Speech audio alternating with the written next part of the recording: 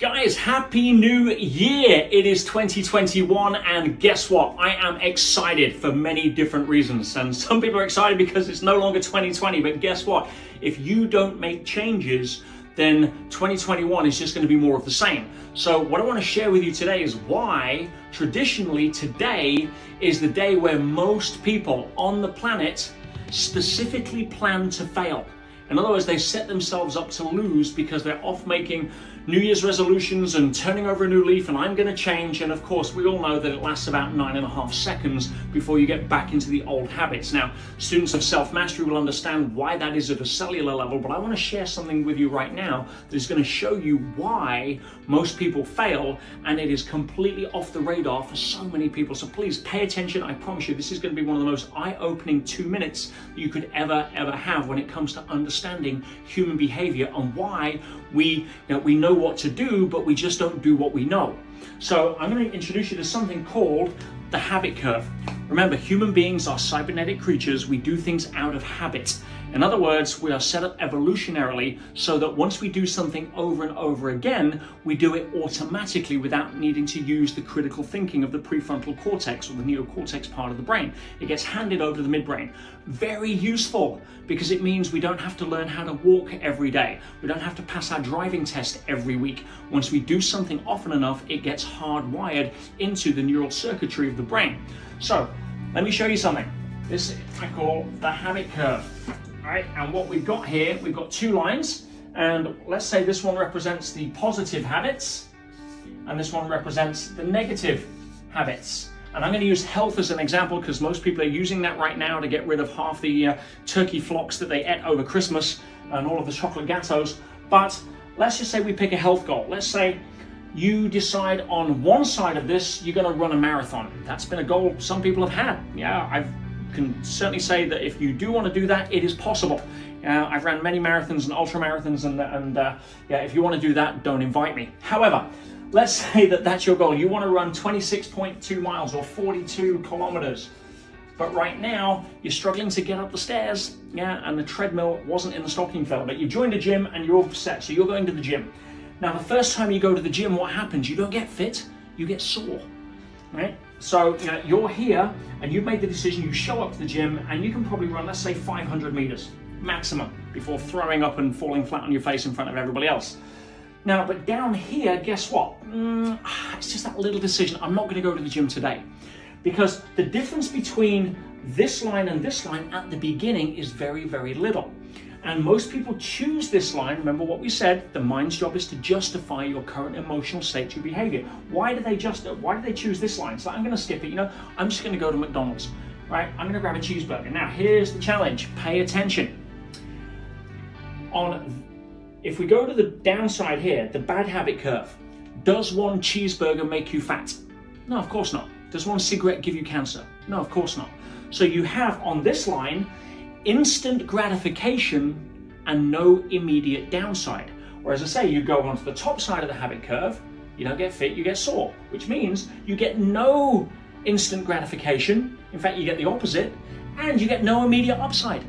Can you understand why most people don't choose here? But let's just future pace that out a little bit more. Let's go out about a month. So this person, right, is now 500, but he's now running 2K, right? 2 kilometers. And this person, meanwhile, is down here and he's actually put on 2K because now he's ordering 2 or 3 cheeseburgers a week. Remember, natural tendencies are to increase, not decrease. That's how habits are formed, right? So if all of a sudden now we get to a divergent point around about here where the results become exponential, but exponentially good or exponentially harder to get back onto this track. And guys, when you set a New Year's resolution, when you decide to engage in a new behavior, most people's mind will talk them into here because, again, no immediate downside and instant gratification. Do not be tempted by the dark side, right? Promise you, yeah, Master Yoda knew what he was saying, right? This leads to suffering. So when it comes to your challenge today, here's my challenge.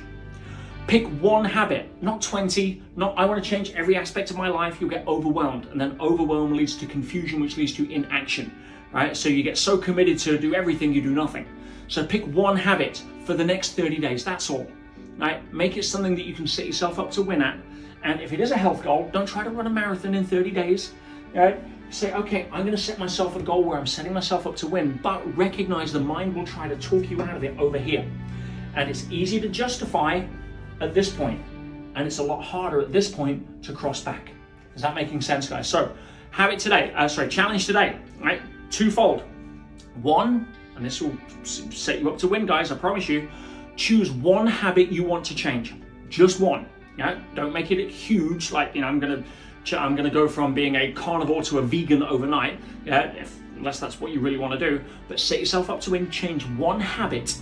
And the second thing I want you to do is I want you to declare it in the chat here. Yes, yeah, write down what it is. This is my old habit that I want to break. This is what I'm going to replace it with. Remember, if you put energy into either side of this, it's going to grow.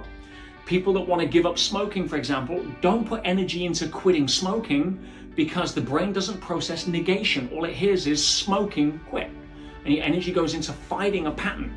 Instead, if you focus on what you want to replace it with, I want to be healthy and vital. I want to have clean breath that somebody's going to want to kiss me with. Yeah, I want to have to get rid of having to do chewing gum every time I have a cigarette or mouthwash or whatever it is. I want to get focus on how I can sprint upstairs to pick up my grandson or whatever it may be, rather than like wheeze and cough every time I get into exercise. So don't fight what you want to change. Focus on what you want to replace it with. This is where you want to put your energy, guys. And I promise you, 30 days from now, it's going to be a whole different ballgame. Now, if we get on to the rest of this challenge, we've only got a few more days left.